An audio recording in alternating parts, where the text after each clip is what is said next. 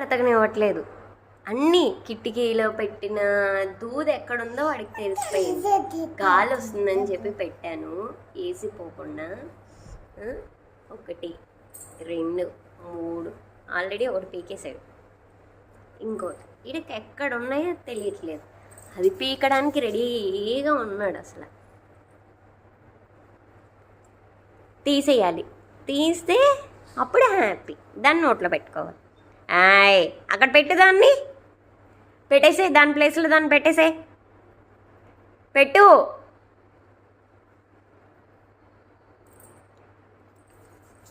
పడిపోయే, దెబ్బ తగిలిందమ్మా.